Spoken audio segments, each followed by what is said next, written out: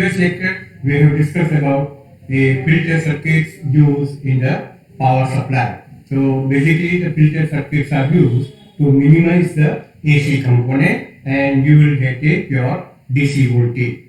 Now, in this lecture, we will discuss the some parameters or the characteristics of the power supply.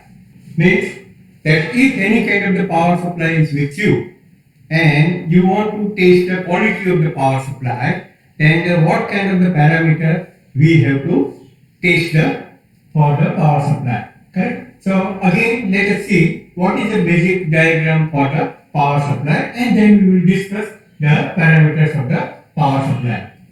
So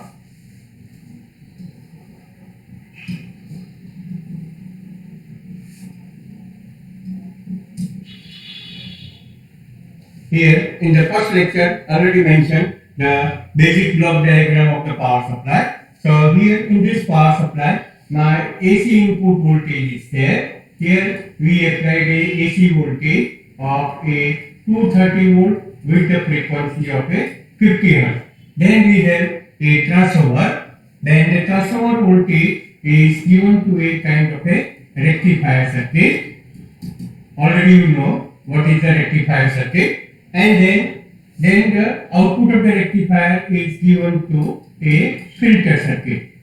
So you can use any kind of a filter circuit according to your requirement. LC or the LC filter will be there. And then this output of the filter circuit, here it is given to a regulator circuit. And then it is given to a load resistance RL. So in some of the power supply, the regulator circuit will not be there. Only the rectifier and the filter circuit will be there. Directly output of that is given to a load resistance RL. So this is the basic diagram. Now for the power supply, first of all we have to measure what is the line regulation or the regulation characteristics of the power supply. So what is the regulation characteristics? That here, by changing this value of the RL, you have to measure what is the output voltage across the RL. So here, this is the output voltage where we measure. This is my VDC voltage. Now, when you are changing the load, it means the current passing through this load, you are changing the value of the DC current. And corresponding to this DC current, the VDC voltage is also going to change. For a typical power supply, if we plot this curve, then your curve will be like this.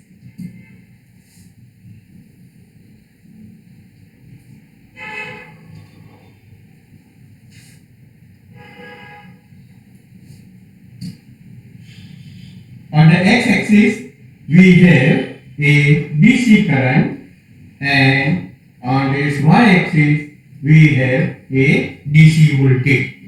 So in a typical power supply, as we increase the value of the load current, then the output voltage is go on decreasing. So this is known as a unregulated power supply.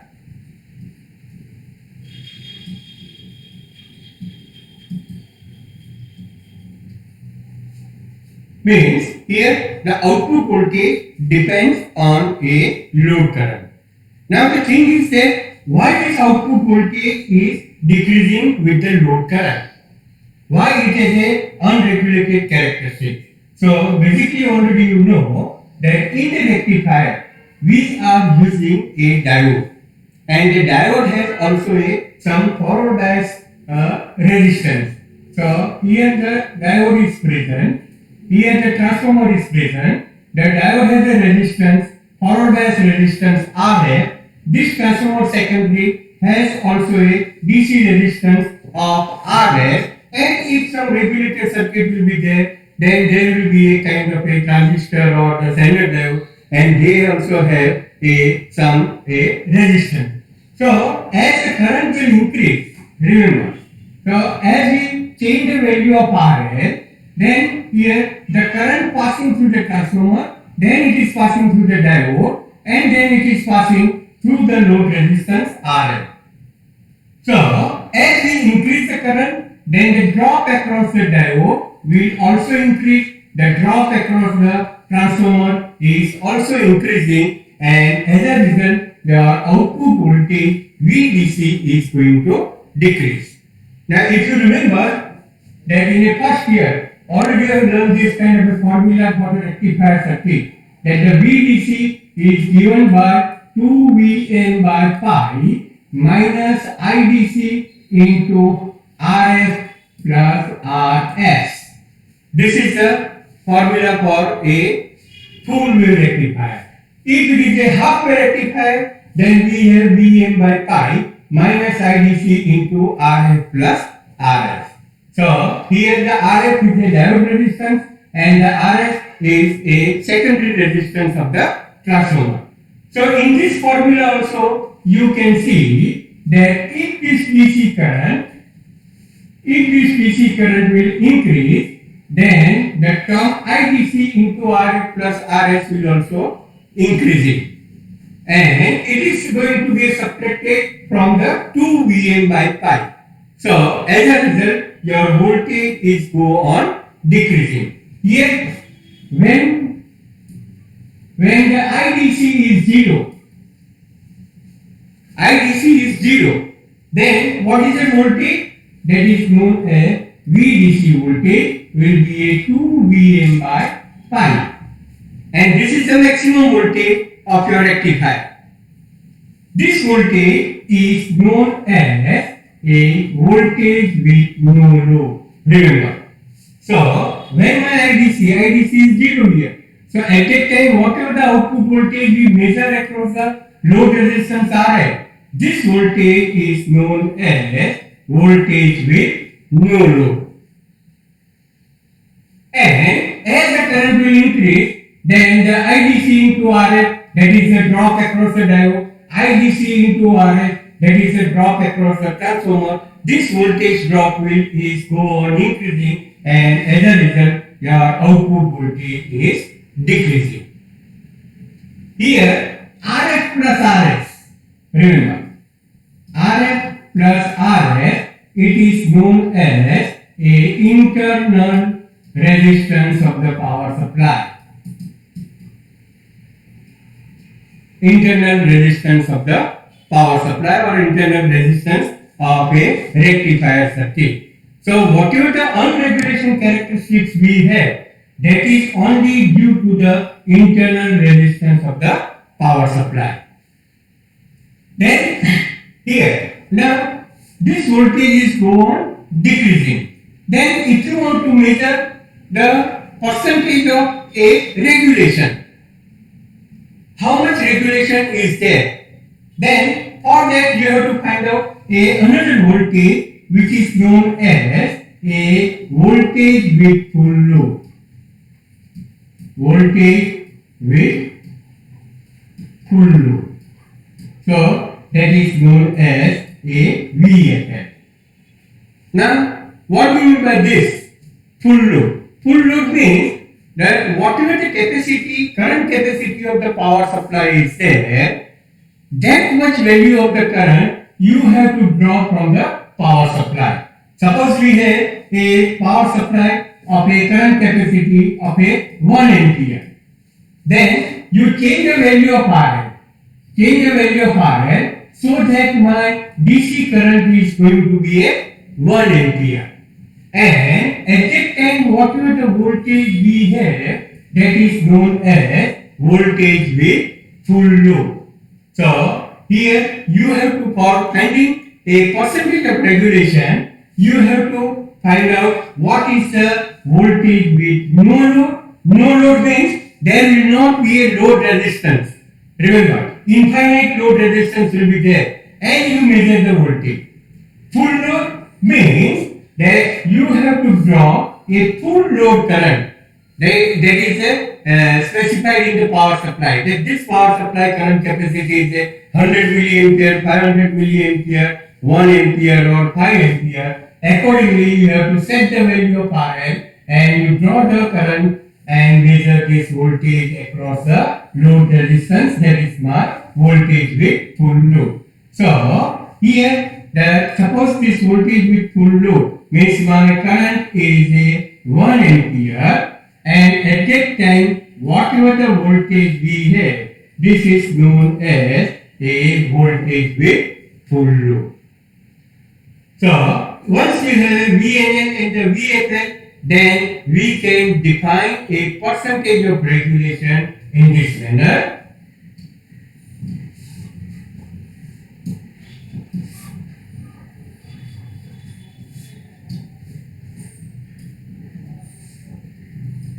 Percentage of, it is also known as the load regulation.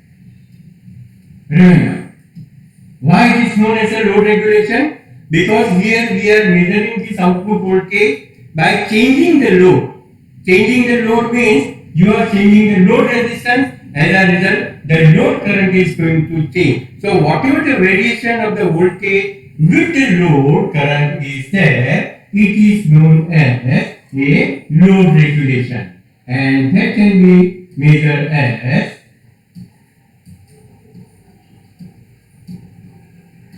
VNL minus VFL divided by VFL. Remember, and percentage you have to multiply with 100. Using this formula, you can find out the percentage of regulation. Let us say my VNL voltage. VNL voltage is a 10 volt and the VFL voltage is 8 volt. Then what is the percentage of regulation? So here you can calculate, that is a 10 minus 8 divided by 8 multiplied by 100. So 10 minus 8 is 2, 2 divided by 8, 1 by 4, and this comes out to be a 25%. So the load regulation of this power supply is 25%. Now if we have the ideal power supply, then what will be the percentage of load regulation? In ideal power supply means if my load current is going to increase or it is going to decrease, but the output voltage will remain constant. So here if we draw this graph, if VDC against IDC, then your graph will be like this, straight line. Means when this current is 0, at that time also it is representing a 10 volt. When this current is 1 milliampere, 1 ampere, then also this voltage is 10 volt. It means for a ideal power supply,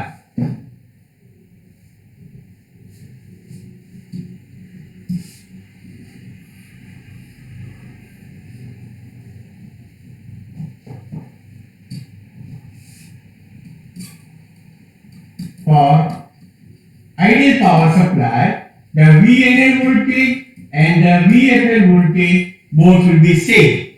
So the percentage ampere in our case it is a 10 volt. So percentage of regulation, if we measure, then it will be a 0%.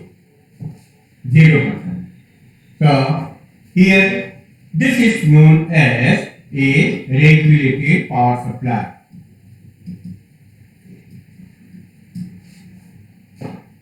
So when this kind of a graph you have, remember, here whatever the unregulation characteristics we have, that is due to a internal resistance of the power supply. Means that is due to the resistance of the diode, resistance of the transistor, resistance of the transformer. But if we have the regulated power supply, then for a ideal power supply, the internal resistance is always 0. It is a 0. So if you have a power supply and you want the regulated output voltage, then you have to make a arrangement such a way that the internal resistance of the power supply is going to decrease, and that is possible only if we are using a regulated circuit. So the function of the regulated circuit is to reduce the value of a internal resistance of the power supply. Then only you can have this kind of the characteristics. So remember, in an ideal power supply, the percentage of load regulation is 0%, internal resistance of the power supply is 0 ohm. So this is the one of the characteristics when you are going for testing the power supply. So suppose in the market we have two kind of a power supply. One of the power supply has a percentage of regulation is a 10%, and another power supply has a percentage of regulation 2%. Then which one is better? So remember, the 2% is better because in this case the variation in the output voltage is less compared to this power supply. So if the percentage of regulation, that figure is as low as possible, then it is giving a regulated output voltage. Now we will see another parameter.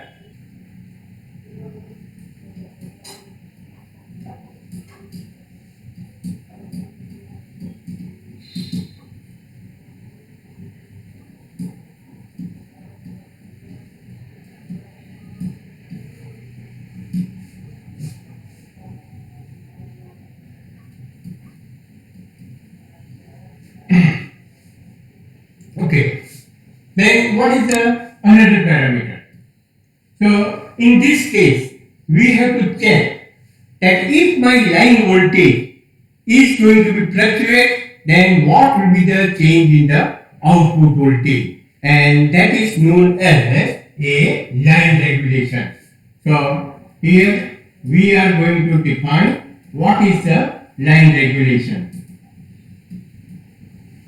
So remember, suppose my AC voltage is a 230 volt, that is a normal AC voltage. 230 or 220 volt is a normal AC voltage. So in that case, the secondary voltage, let us say the secondary voltage we have a 12 volt.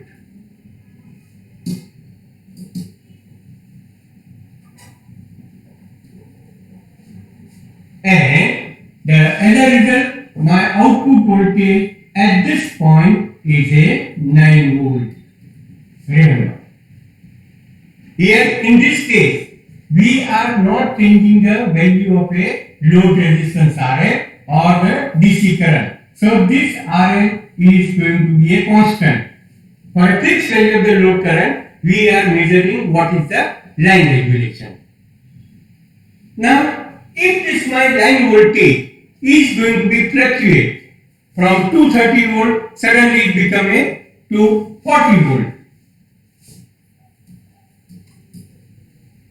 We already have the experience that our AC voltage is not remaining constant. Sometimes it is going to increase or it is going to decrease. So due to this increase in the AC voltage, what will happen? Here the secondary voltage of the transformer will not be a 12 volt, but now it is going to be a 12.5 volt. Let us say it become a 12.5 volt. And as a result, my output voltage of the power supply is also not remaining 9 volt, and that is going to increase to a 9.3 volt. So here, by changing in the line voltage, the output voltage of the power supply is not remain constant. Now suppose your AC voltage is reduced to a 200 volt. Fluctuation is there, so AC voltage reduced to 200 volt. Then here this AC voltage become a, instead of a 12.5, here it become a 11 volt. So the secondary voltage of the transformer is now reduced.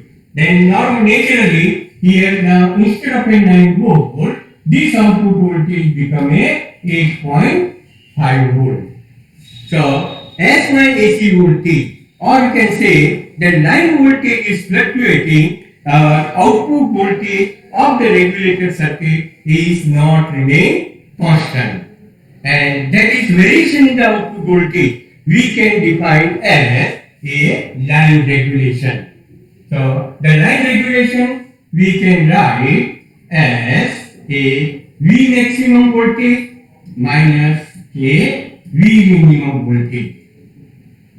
And in percentage, if I want to write percentage of phase line regulation, then it is a V maximum voltage minus V minimum voltage divided by a V normal.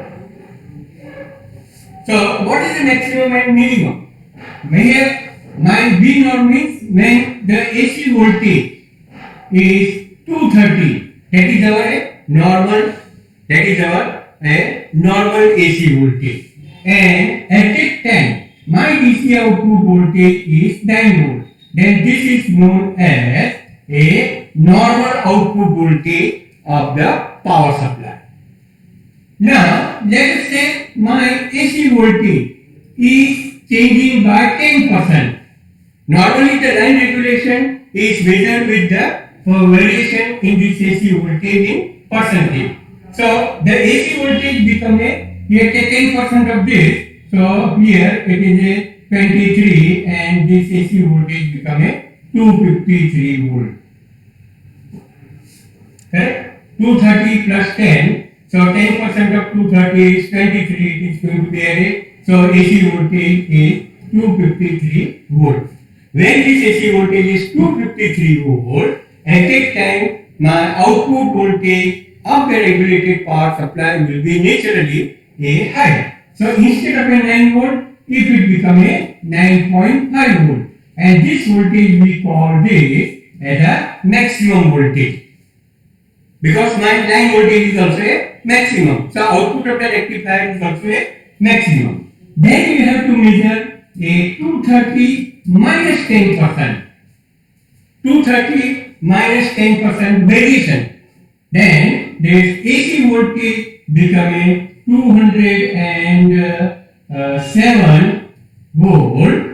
At that time, what is the output voltage of this rectifier of this power supply? Then let us say it is a 8.5 volt and this voltage we call this as a V minimum.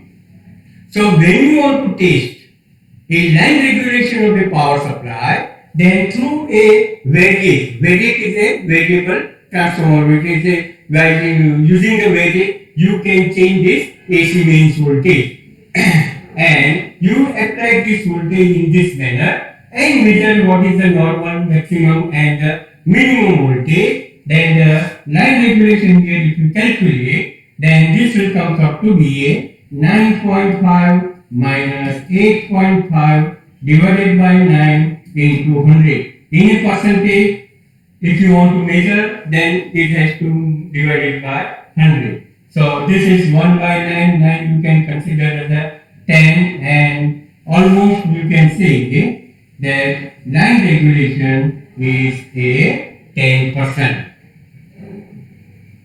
So basically if we have an ideal power supply, in an ideal power supply, if my AC voltage will increase or decrease, but there should not be any change in the output voltage of the power supply. Remember,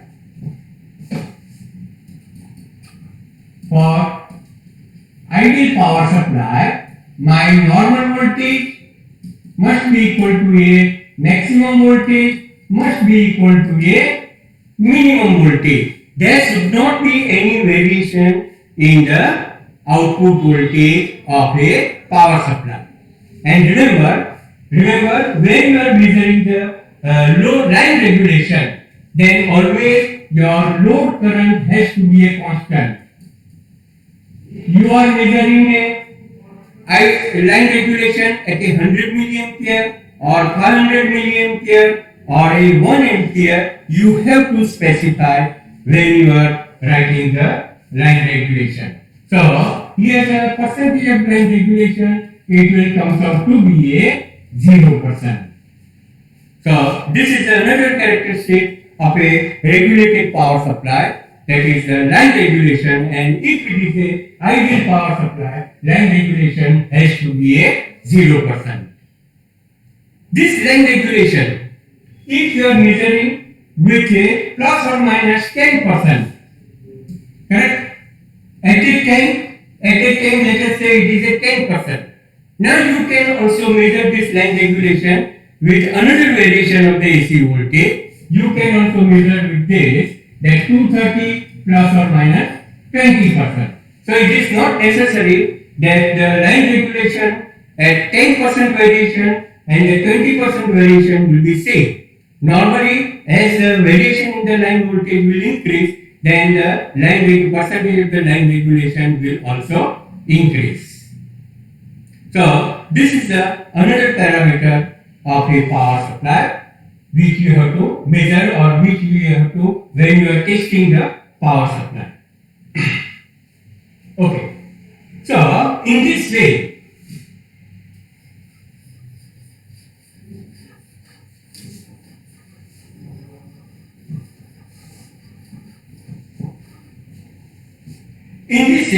we have seen that the output voltage, remember,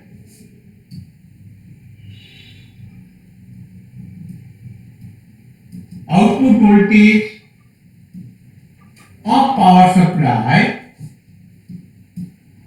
fluctuate as my load current IL changes. Second, that line voltage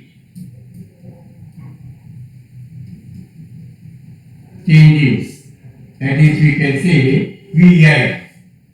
And the third one is there as the temperature changes.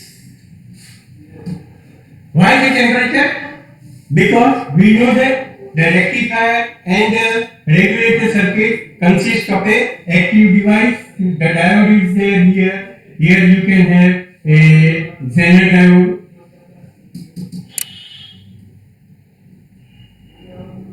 Or you can have a transistor. Then all these active device is sensitive with the temperature. So as the temperature is changing, then the forward bias or the cutting voltage of this diode is changing. The Zener breakdown voltage is also changing. If you have a transistor, then the bias current of the transistor is changing with the temperature, and due to the change in the temperature, the output voltage is also fluctuating.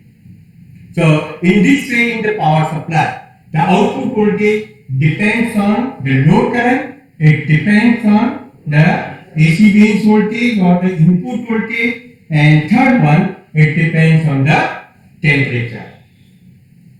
So we can write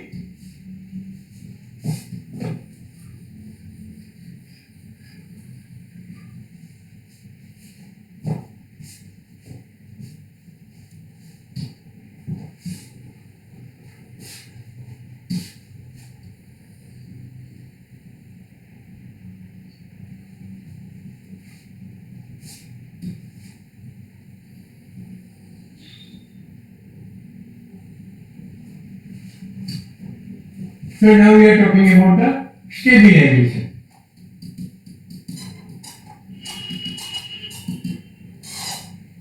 So just I mentioned that the output voltage of the power supply is a function of the input voltage, that is the line voltage, function of a load current IL, as well as also it is a function of the temperature.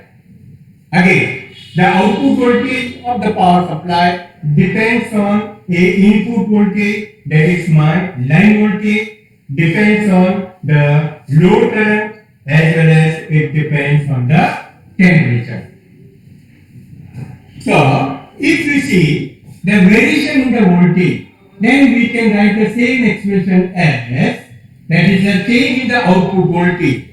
I can write as a delta VO by delta VI into dVi plus delta VO by delta IN into DIN plus delta VO by delta P into dt. When you are taking the partial differentiation, then you can have this kind of the expression, because we want to see the how this output voltage is changing with the changing in all this parameter. Now this expression I can write as SV into dVi plus RO into DIN plus ST into dt. So here we are defining these three parameters for the power supply SV, RO and ST. So what is the SV? SV is known as a voltage stabilization factor. Voltage stabilization factor, and that we can define as SV can be defined as, so here it is a change in the output voltage to the change in the input voltage. Now when you are defining this, at that time DIN and the dt means the change in the load current and the change in the temperature has to be remain constant, then only you can define this. So here we can say the change in the IN is 0 and the change in the temperature is 0. That is one of the parameter for a regulated power supply, a stabilization factor. Then the another parameter, here RO, you can see it is a ratio of the output voltage to the load current. So it is representing a resistance, and here we call this as a output resistance of the power supply, RO, and that you can define as a change in the output voltage divided by change in the load current IN. And when you are defining this, at that time the change in the input voltage should be 0, as well as the change in the temperature has to be 0. And the third parameter which we have, that is the ST, and this is known as a temperature coefficient. So temperature coefficient we write this, ST is a ratio of change in the output voltage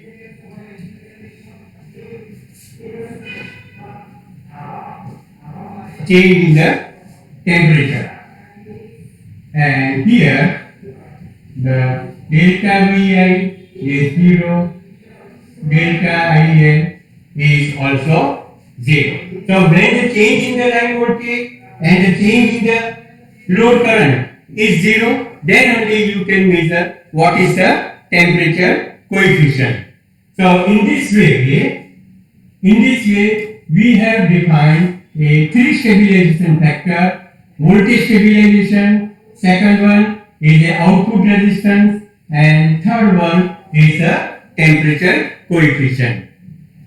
Now here if you see that this factor, it should be high or it should be low, then here you can see that delta Vn, delta VO by delta Vn is there, means the change in the input voltage is large, and here we want a constant output voltage, means the change in the output voltage has to be a very small. So for the ideal power supply, SV must be equal to a 0. So there is a large variation in the input voltage, but there is a small variation in the output voltage. So the stabilization factor must be a 0 for the ideal power supply. Then if you see the second parameter, output resistance. So it is delta VO by delta IN, means if there will be a large variation in the load current, but the output voltage has to be remain constant, it means that here this output resistance of the power supply should be zero. Ideal power supply is to be zero. And the third one is the temperature coefficient. In this case, it is the ratio of delta VO by delta T. So, if there is a large variation in the temperature, but the change in the output voltage must be a minimum. So, the value of the ST has to be also a minimum. And in ideal power supply, also this temperature coefficient factor has to be a zero. So, when we are talking about the power supply, when we design a power supply, then we have to find out all these three parameters, that what is the voltage stabilization factor, what is the output resistance, and what is the temperature coefficient. So, if you are able to minimize all these three parameters, then you can have a good quality of a regulated power supply. So, here, in the next lecture, we will discuss a different types of a regulator circuit. And for this regulator circuit, we will find out what is the voltage stabilization and what is the output resistance of the power supply.